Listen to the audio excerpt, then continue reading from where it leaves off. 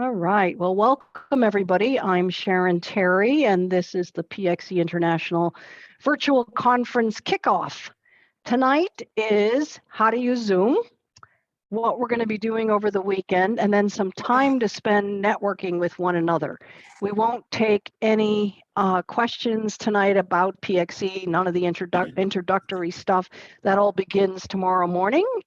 We'll be joined by our European counterparts, who we kicked off with this afternoon earlier, nighttime for them. So we'll all be together tomorrow. So it'll be a larger group. I want to welcome everyone for coming, and I'm going to spend probably the next 10, 20 minutes talking about Zoom and how to use it. And then from there, we'll go into just an overview of the weekend, any questions you have about the structure of the weekend. And then I'm going to give you guys the opportunity to be in breakout rooms with one another to have a conversation either by geographic area or general region if we don't have enough folks in the various states. So while I'm doing this orientation about Zoom, I'm going to ask you to do a couple of things to kind of warm you up to using Zoom.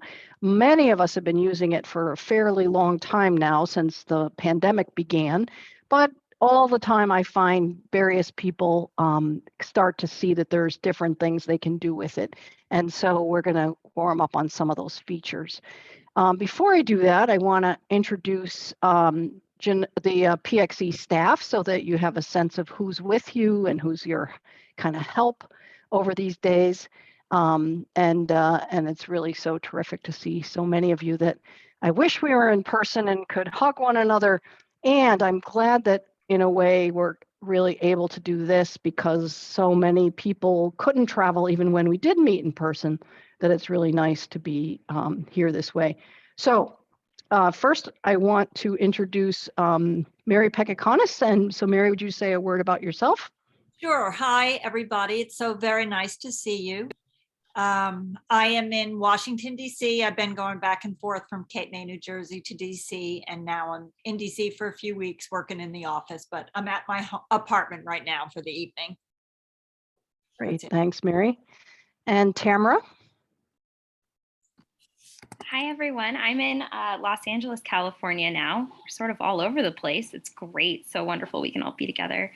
And it's just so wonderful to see so many faces from last year and just in and out of different conversations with each of you, putting a face to a name. So happy to be here with you all. Great. Thanks very much, Tamara.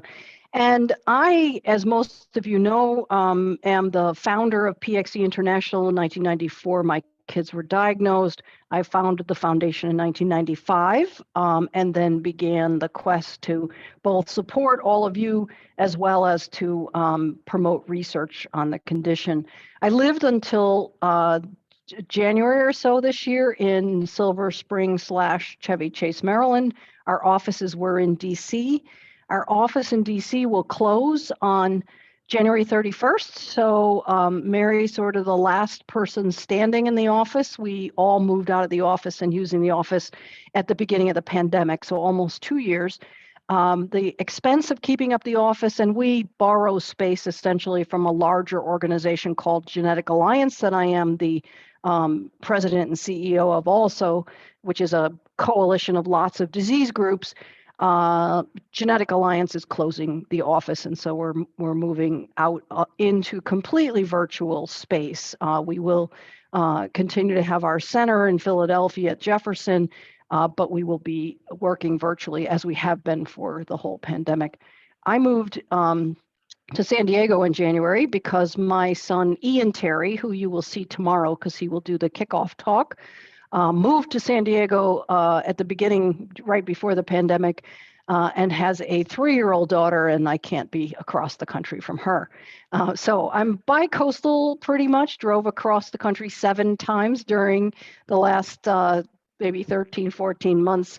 Looking forward to the day when I can fly again, but I've been taking it very, very cautiously with regard to the pandemic. So back to us learning about Zoom for our start here so that tomorrow you're all set to go. One of the things that I want you to do, and it looks like almost all of you have done this, or Mary's been secretly helping you do that, and that is to rename yourself. So you'll need to do this tomorrow again when you come back on. And if you hover over your own little square, so you must see like lots of squares in front of you, hover over your square. There's 3 dots in the upper right-hand corner. And if you click those dots and then slide down, you can rename yourself. It says rename. And again, almost all of you have been renamed with your state or your country after your name. This helps us both to know what's your first name, what's your last name, and where do you live. And that's helpful because we're not going to be able to go around and do introductions. There's too many of us today.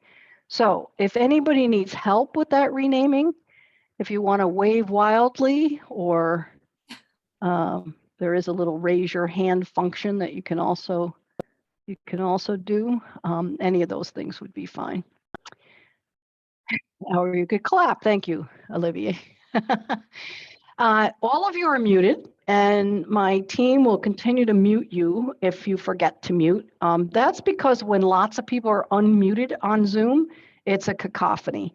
And particularly tomorrow when we have the various clinicians and researchers speaking to us, it's good to have enough quiet to hear what they're saying. If other people are talking while someone's talking, it actually takes away from the sound of the person talking. And so it's important that we have a relative quiet, and then we'll have lots of time to talk in the breakout rooms where it's not so hard because there won't be so many of us. The next thing I want to talk about is your view. And just a few minutes ago, I said you're probably seeing lots of squares.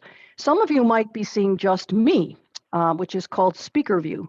And so if you want speaker view, that's great. It means who's ever speaking, you will see.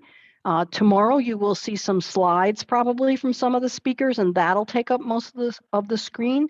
But sometimes you want to see everybody. And so in that case, and I'm going to give instructions for the laptop or desktop view of Zoom. I don't have the instructions for the iPad view. And if you have an iPad, we can help you offline later. If for most of you in the upper right-hand corner, there's a little word there, view, with 9 little blocks next to it. And apologies from Zoom because all of these things are not great for low vision. If you click that view, you can toggle between speaker and gallery. Gallery view means you're seeing all the squares, or at least as many as your screen will hold. Mine holds 49. Some of them are 25. It depends on your setting. So you can toggle there between speaker and gallery, and you can then look at everybody, or you can look at just the speaker, and the other blocks will be just little things up at the top. Okay, anybody have a question about that? And we're happy to help you even in the various breaks between things, if any of that's confusing.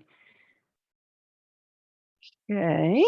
The other thing is, if you want to really look at somebody, so for example, your old friend Linda Falconiero is here and you really want to see her, if you hover over her square, and I'm picking on you, Linda, you'll see those 3 dots. And if you click them, one of the words there is pin, and you can pin Linda for yourself and see just Linda big.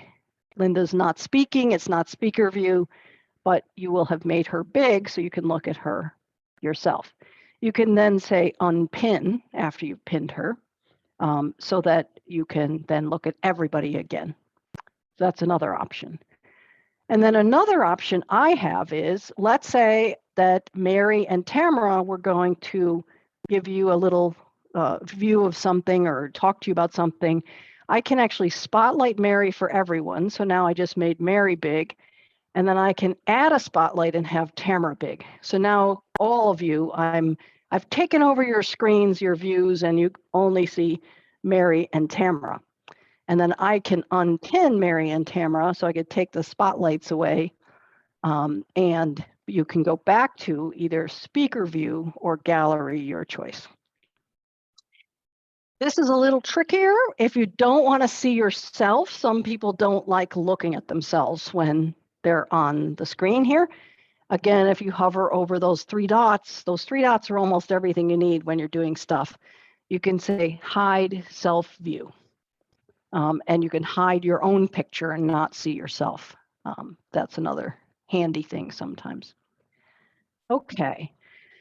The other thing that we will use off and on is the chat. So again, this is the instruction for people on the laptops or desktops. At the bottom, there's a little button icon thing that looks like a cartoon bubble, and it says chat. So if you click on that, a list should open to the side. Sometimes it also floats. Hopefully you can get it over to the side. And in that chat, I'm going to ask you right now to chat, to greet your fellow participants here. Tamara just modeled that for us and wrote, "Hi, everyone," and Mary just wrote, "Hello." So let's give this a second and see if you guys can find the chat. And if you can't, no worries, but this just gives you another way to communicate with people.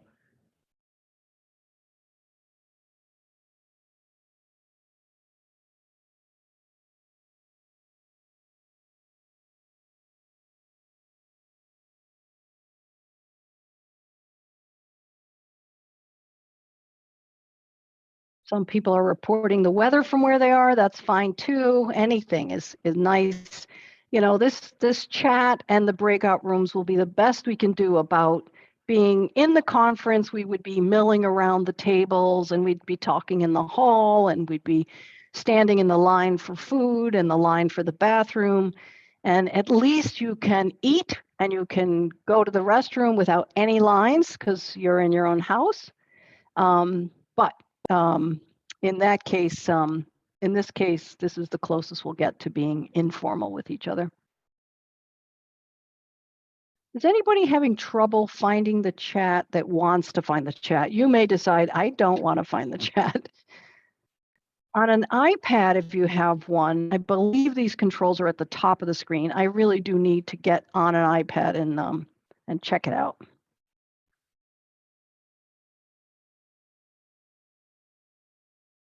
Okay, if anybody's having trouble, you can wave wildly if you wish. Well, Patrick Hanley is having trouble. So Mary, maybe at the break, you'll meet with Patrick and show him how to do the chat. Would that be okay? Okay. Sure. Okay. And on iPads, it's under the 3-dot menu also. That 3-dot menu is fabulous. Thanks, Gretchen. The other thing you can do on here once you find the chat is you can chat with a specific person. So for example, you might see that you live in New Jersey and somebody else lives in New York and you want to say hi to them. Or two people live in New Jersey and want to say hi to each other. So what you'll be able to do is select that person's name from the list on the chat. Right now it's set to everyone, that's the default, but you could pick somebody and say hello to them specifically. It allows chatting while everything else is going on with a specific person. In some meetings I'm in, people shut that off. They don't want, me to say, "Oh, I want to chat with Jackie while Mary's speaking." They consider that rude. We don't consider it rude, and we think you may want to chat with somebody about something, and that's really fine. So that'll be up to you. Let's play with the chat again. And I'm going to ask everybody to and this, again, we're not going to go into any of this tonight, but to say what you're looking forward to tomorrow. Might be something about a particular, yes, Catherine, that's right. You did it. You got it. So put in the chat something you're looking forward to for tomorrow. An answer to a question, sharing with somebody, anything that comes to mind. So go ahead and do that. These things give us a little flavor of who we each are.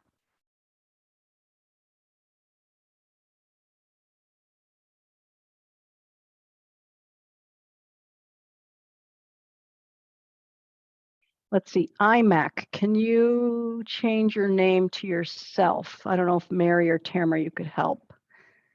Not sure. that is.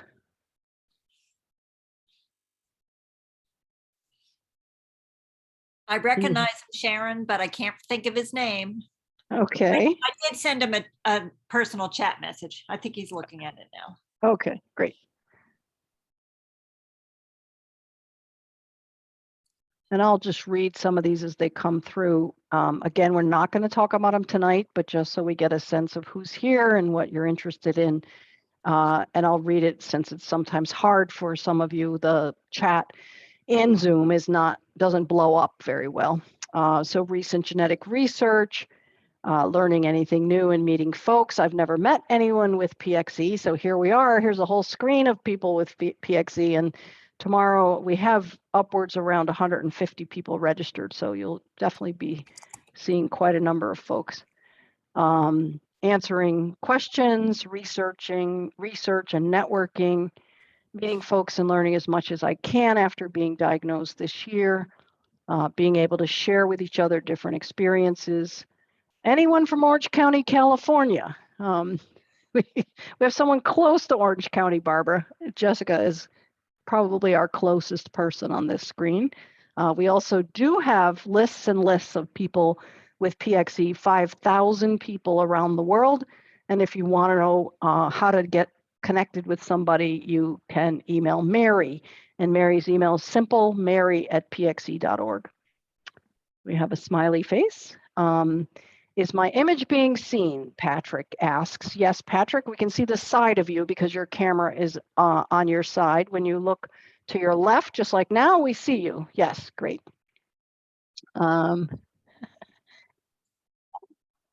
Getting updates on research and saying hi to my PXE friends. I think probably some of you are recognizing each other from years of in-person meetings. Some of you are brand new and we welcome you.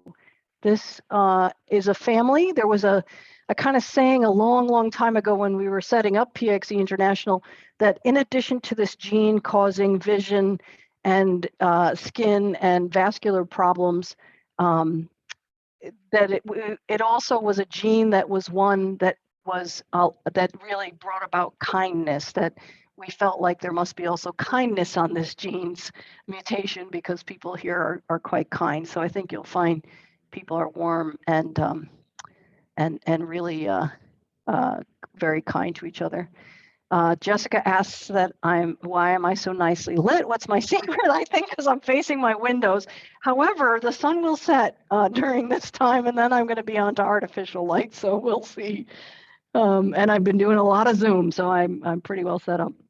And then, yes, Crystal, I do remember your mom is in Australia and you're in the US. I remember that from last year, so glad to have you back. That also brings up that some people have PXE themselves, a lot of people here right now. Tomorrow we'll have even a greater mixture of people. There'll be people with PXE. There's people here tonight who had a child with PXE. There are people here who are the spouse or the child of a person with PXE. So we have a big mixture of people here as well. Okay, I'm going to have you play with the chat one more time, and that is if you would put your symptoms, what you experience with PXE or what your loved one experiences in the chat. And again, we're just going to have a long list there, and we won't be going over any of that tonight, but just to warm everybody up to using the chat as a way to communicate, that would be great.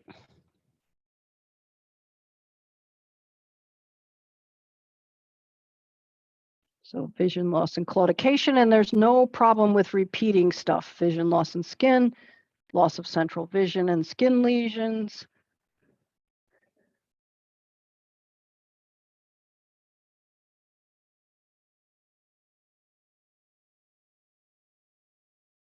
Skin lesions,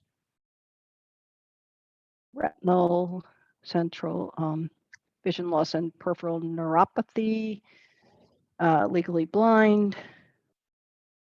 One of the things that you'll start to notice is that our community almost has two sets of people. One set is legally blind because they lost their vision before the anti-angiogenesis treatments were available. And the second set are the younger individuals who had the advantage of having those injections. So angioid streaks, vision loss, skin, central vision, leg muscles affected by claudication, angioid streaks, vision loss, skin lesions, angioid streaks, skin lesions, no bleed so far. We're also going to see a wide range, and this will be discussed by the various clinicians who speak to us tomorrow, that some people have very bad skin lesions and have lax and loose skin. Some people don't. Men in general don't wind up with the same amount of skin folds that women do. Some people have vision loss, some people don't. Some people never have a bleed with PXE, some people do. Patrick LeBlanc tells us bad sense of humor, which may not be PXE related, but it possibly could be. So so we'll leave that there as well. Okay, thank you for playing along. We will again have all day tomorrow and Sunday. Tomorrow we will have talks all day long with breaks so that you're not glued to the screen the whole day, but that you have some time. And those talks will be on the different organ systems of PXE. All of you should have gotten the agenda multiple times. And so tomorrow we'll be looking at an overview of PXE that Ian Terry will present to you, PXE and skin, which Lionel Berkovich will present, PXE in the eye, which Wayne Fuchs will present. We'll then have a break and have some networking during that time. We're straddling a lot of time zones. So we're straddling actually the entire globe back around. We had a kickoff earlier today for Europe, since it right now is nighttime and it's very difficult for them, obviously, to be awake in the middle of the night. Our friends from Australia, New Zealand, Bangladesh, India, Asia, any part of Asia, are some with us right now, which is a crazy time, and then some will be with us tomorrow, which will be a crazy time for them too. So they're kind of filling in where they can, or getting up where they can, or staying up late where they can. And then after our break, we'll have a talk on PXE and genetics by Yoni Wito, and then PXE and the vascular issues by Scott Damrow, and then time for general questions and answers. And then we'll open up the breakout rooms again for discussions overall. On Sunday, the day is pretty much filled with research presentations, and those were our researchers who came forward and volunteered to give a presentation. We begged everyone and got, I think, a total of 10, which is great. And those individuals will present pretty short talks on the research. And we have asked them really to try to say this in plain language, and then we'll have a time for doing question and answer periods after each of those talks. So that will be the structure of the time. I wanted to say a little word about PXE International. Some of you have been with us since the beginning, so you know us quite well. Some of you are brand new. We were founded in 1995, right after my two kids were diagnosed. My kids are 33 and 31 years old now. You'll see Ian Terry tomorrow, and he will do a presentation on some of the things he's begun to learn about the condition. Our goal really is to support you all and to figure out how can we help alleviate your suffering, your complications, your problems. And we do that, I hope, in a number of ways, and we're always interested in learning how we do or don't do that well, and that is by simply answering your questions as they come. So Mary mostly, Tamara to some degree, and I field questions every day via phone, via email, via the chat list, which some of you are on, and the Facebook page, which some of you are on, and try to keep facts as the central piece. We have a lot of misinformation about PXE on the internet, just like anything, as we're learning. And so we try to keep the facts rolling in, particularly difficult on the Facebook page, but we try to do that. One of the things that is important to us is that we have essentially accurate facts, and to have anything accurate about this disease, we have to do research. any disease, in fact, and you've all seen in this pandemic, research on COVID going forward at a rapid rate, research on vaccines and so forth, it takes a lot of time and a lot of money. And we are one of 7,000 rare diseases. So there's not a lot of interest in this disease because there's not a lot of you all. We found about 5,000 people, which is quite remarkable from our first year when we found 100. And we're really happy to have so many people in the network. And it's really critical that we understand what is your experience of PXE. So when you come forward with a question and ask, is this or that part of PXE, we can only answer that question if you've shared your experience of PXE. And so we've created a very, very robust registry in the sense of it being highly secure and very accurate about how it asks questions. And we need every single one of you to fill out the surveys we have there, to connect your electronic health records, which you can do from many, many portals, and to give us access to the data that you, your lived experience of this disease. We have now, of the 5,000 people with PXE, we have 1,000 registered. That's fabulous. But it's only 1/5. So it's like if you walked into a room of 10 people and 2 were men and 8 were women, and the 2 men were the only ones who decided to share anything with you, you would say all humans are men. That would be your conclusion. That's the fact. And right now we only have 2 men and no women showing up for our studies. Now, of course, that's not true. It's a fair bit of both. But my point is, we've left out 8 out of 10 people by not having the rest of the people answer those surveys. So if you're one of those people who hasn't answered our surveys, we'd love for you to log in and to answer the surveys and connect your electronic health record so that we can get a more complete picture of this disease and not being mistaken by putting it in one pigeonhole or another. Tamara will put the link to the surveys in the chat. We've sent it to you in multiple ways. You got it in the newsletter. We've sent it to you individually. And I know that everybody's bombarded with lots and lots of links. And so we will keep giving it to you as we go. Over the course of the last few years, many years, starting with the very first clinical trial in PXE, which was done by Mark Lebwohl, Dr. Mark Lebwohl, who's here tonight with us, we have been trying to uncover what's going on in this disease and what will make it slow down or stop, what eventually could potentially reverse it. And so we're really happy that we are in a new age. And maybe I'll even have Mark say a word, and this is, I'm springing on him, about how it is to go from an age when we just are trying to do some basic science, and now we're in an age of clinical trials, and his being the first that was ever done for people with PXE. Sure. This is easy for me. First of all, I want to just say there will be actually a real treatment that works for PXE, and it will actually help a lot of people who also don't have PXE, because it will reverse calcification of blood vessels and tissues, which affects everybody as they get older. And I think that the research on PXE will actually benefit the world. First of all. Second of all, none of it would be done if it weren't for Sharon and her family. There was another PXE organization. I think it's defunct now. I'm not sure if it's still in existence, and their heart was in the right place, but they never got anything done. Sharon has been so, get the job done from the start, that every study I've done has happened because of her.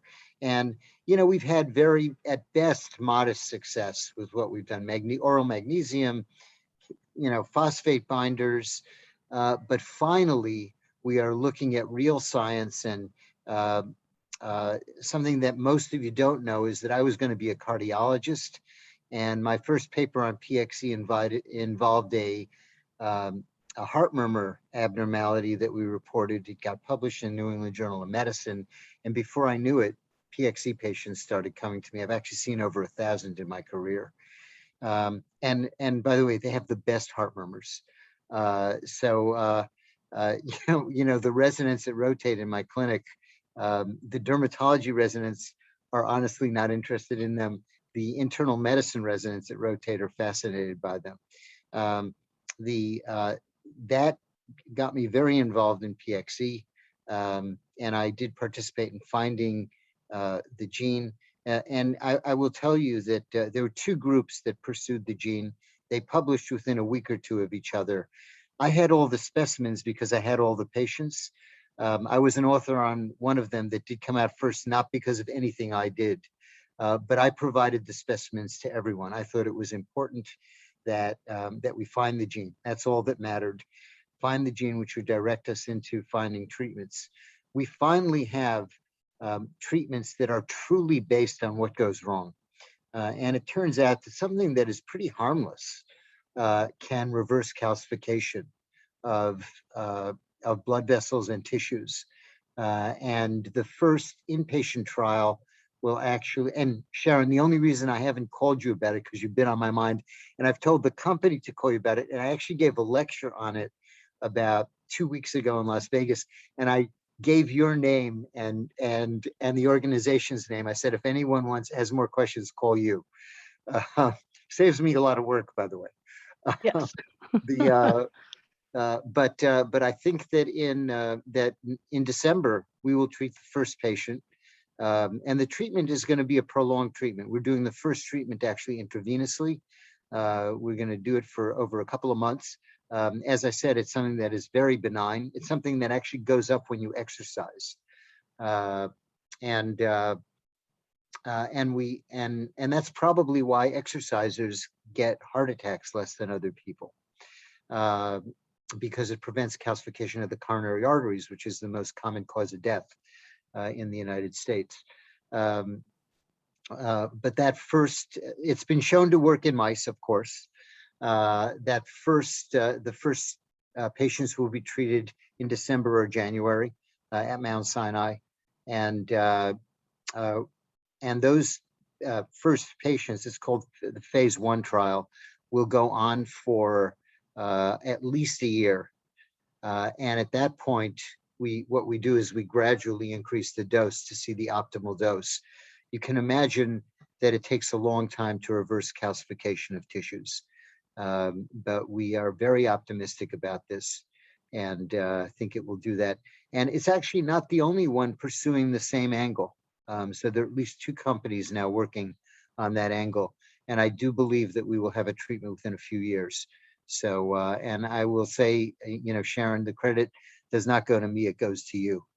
You were really the force behind this, and God bless the organization. You should all get every friend you have to donate to Sharon and her group, because it's really going to be what's responsible not only for PXE but for heart disease and a number of other, chronic kidney disease, and a number of other diseases that are caused by calcification of arteries. Great. Thanks so much, Mark. Sure. Fabulous to see you and very helpful. Okay, so that's the good news. And we are in a very different place than the first meeting we had of scientists around the world was 1997, when, as Mark said, we were looking to find the gene. And as he said, a number of us were involved in that. Myself and in a lab at Harvard, learning with my master's in religious studies how to find a gene. So pretty exciting from those days when finding the gene was important, finding how to create a mouse model, was a little mouse that has PXE essentially, was important, and now all the way to human trials. So there are a number of trials that are going on. You guys have heard us talking about quite a few of them in our newsletter, and you will hear in the next year about those trials as we go, both those in progress and those that are being planned. One very, very important one. So just like I said, it's important for us to have the whole picture of PXE, and so we need every single one of you to be contributing your genetic information, your clinical information, your lived experience about PXE. Another very important piece is something called a natural history study that we will launch in 2022.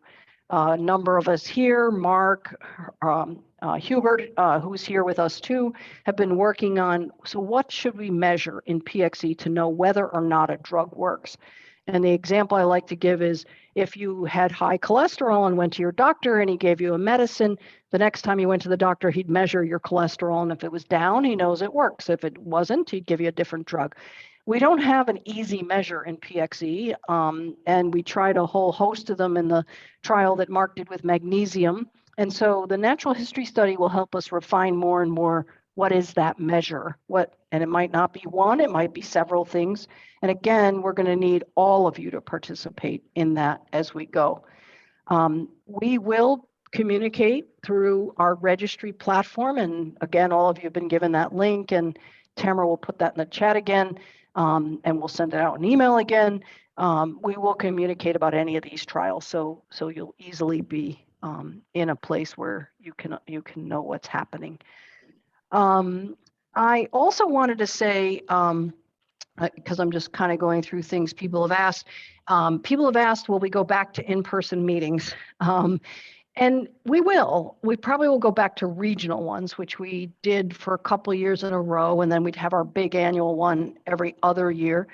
But we have found that lots of you can join this way that couldn't join because you couldn't travel to someplace far, and particularly our friends in Europe. So we've had meetings in Italy, and we've had meetings in Belgium and the Netherlands and France and South Africa, and and so on, South America, Central America, and then all over the US. So we'll continue to probably to do that, to go to various regions, but we'll have probably an annual meeting every year now in Zoom because it's so easy for all of us to get together this way. It's also much less expensive for you. Again, there's no line for food or the bathroom, and it's much less expensive for us. The annual meetings cost us around $100,000 a year.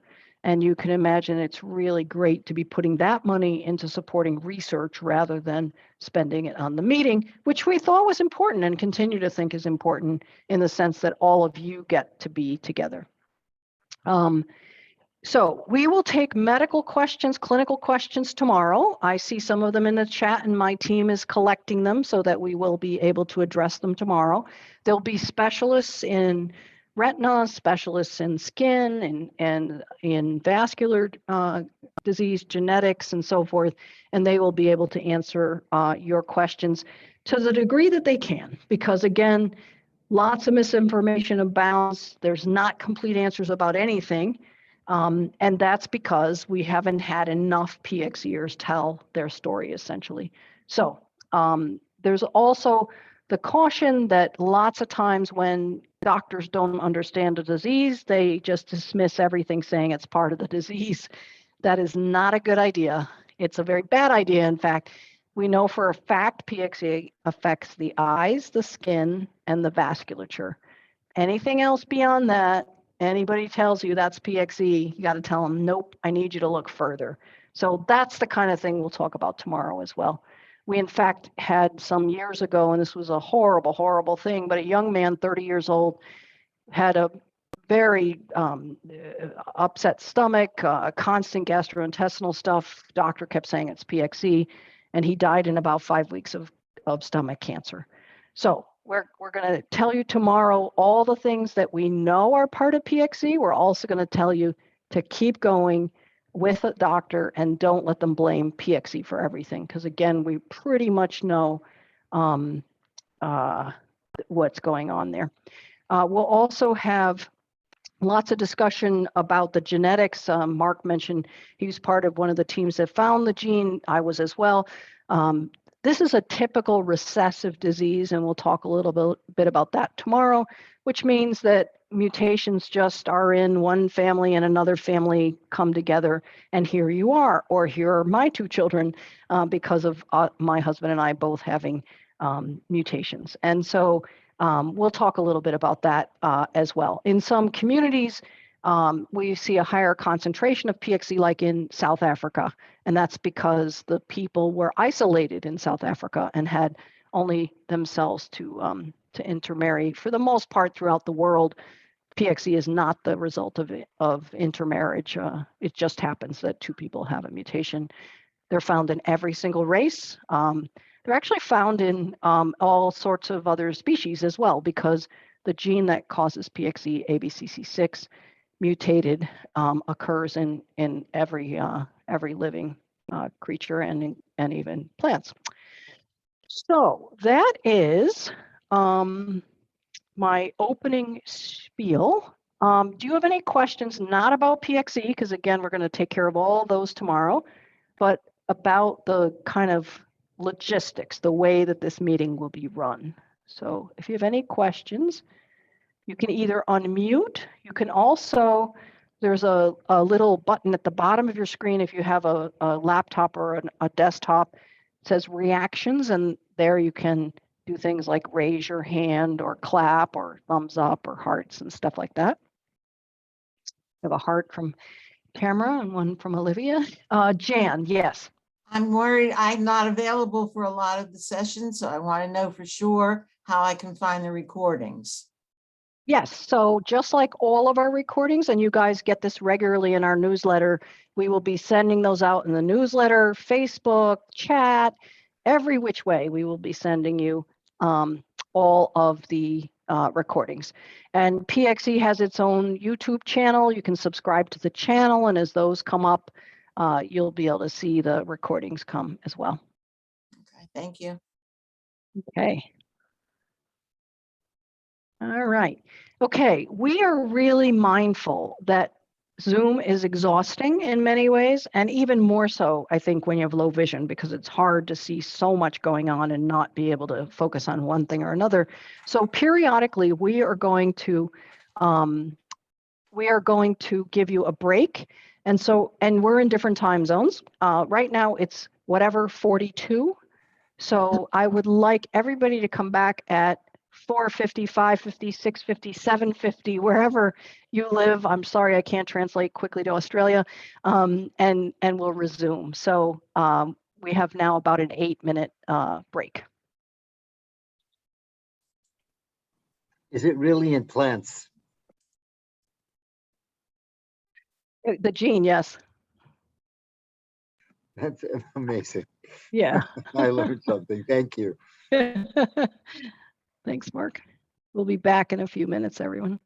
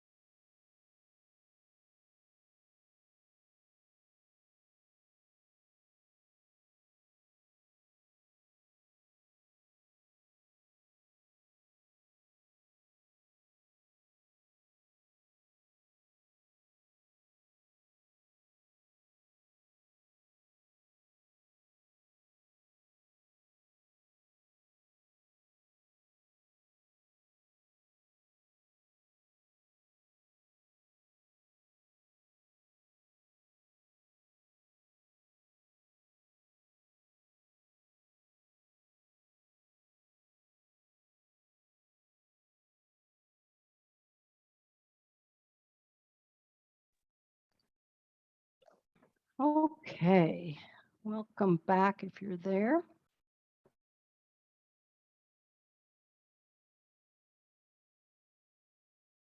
And what I'm going to do now is to move you to a breakout room with people from your region, in as much as we're regional. We're not entirely regional here.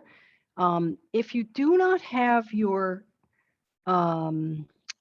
city, state, country, whatever, after your name, I'm putting you in a room that's just a mishmash of lots of people, since I don't know where you're from. So if you want to add anything, I'll give people just a minute and then I'm going to open the rooms. It doesn't really matter since we're virtual, but just want to give you the opportunity in case we can put you near other people who are from your area.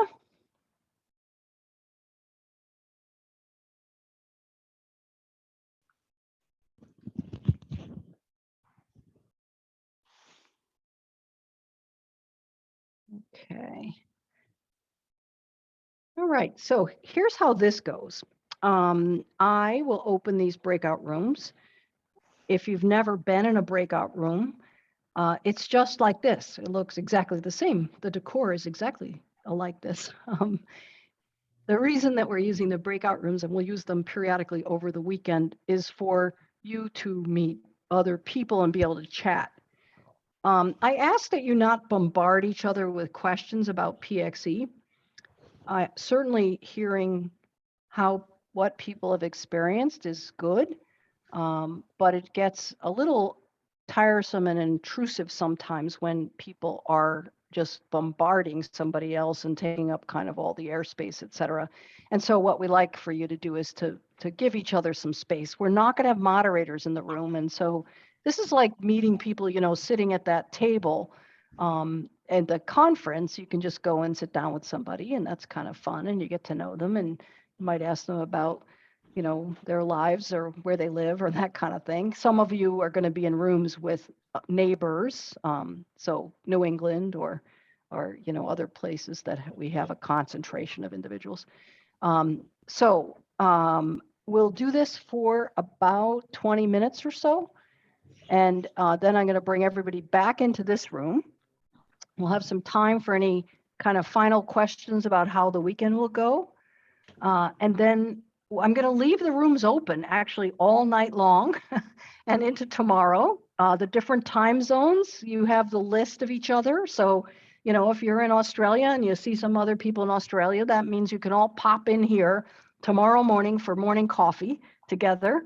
You can, you know, come in here at 10 o'clock at night for a glass of wine with each other, whatever is really fine. So we're going to just leave the rooms open all the way to Sunday night. And so this is your space to do any kind of networking you want to do with others. Again, we're not moderating the rooms. Some people might have a certain idea about PXE that others don't. And so we're going to ask, you know, to be respectful of each other and that sort of thing. I would say probably no politics or religion. Those two things will probably be too difficult in a breakout room with no moderators as well. But as we say, that the kindness gene is part of PXE too. So I think this will go quite well.